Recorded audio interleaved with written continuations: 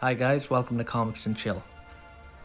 Before Old Man Logan and before the death of Wolverine and before Wolverine the End, and before probably a whole bunch of other Last Wolverine stories, there was the Last Wolverine Story.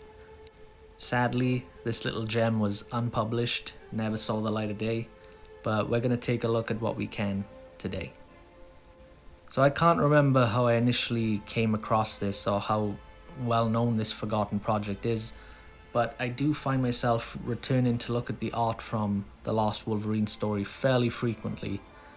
It was to be written by Joe Harris with gorgeous hand-painted artwork by an artist from Argentina named Enrique Breccia, and this thing looks phenomenal.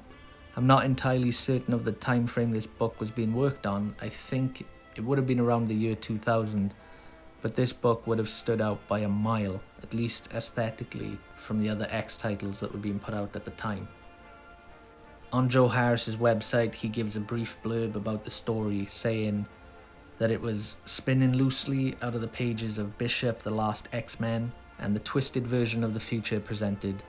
The Last Wolverine Story was to present Logan as a man who'd outlived both his enemies and allies, cheating death time and again per his mutant healing abilities, while wishing for an end to his wretchedly lived, and he feels, undeserved life which never seems to come.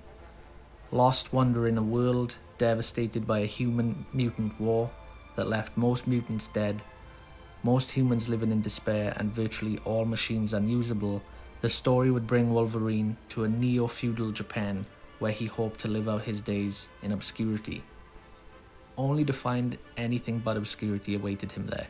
Found by Nick Fury and his aging, rusting helicarrier, all that survived the once mighty organization S.H.I.E.L.D., Logan would be enlisted in one final mission to avenge his fallen comrades' deaths, bringing pain and punishment to old enemies who might still live, and finally earn the peaceable rest he's so often longed for.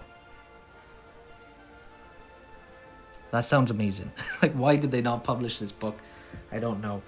But Joe goes on to say that due to like an editorial shakeup at Marvel, the book was unfortunately scrapped, and he shared a character sheet showing Wolverine in a makeshift suit of samurai-style armor, as well as 10 pages of sequential artwork from Enrique, depicting Wolverine walking amongst, fallen sentinels that are being absorbed into some beautiful snowy landscapes.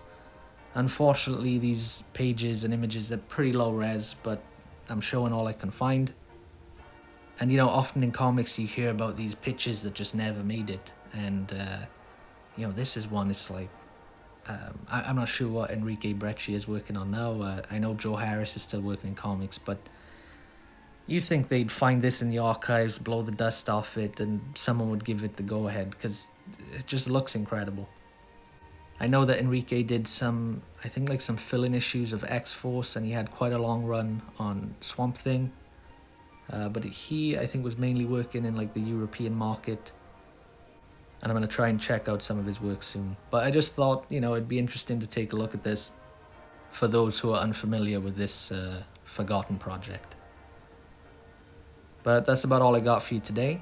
I'd like to remind you to sign up to our newsletter at www.tropicalcomics.com, and also to, subscribe, follow the YouTube channel, and we're available on social media, mainly Instagram. And until next time, take it easy.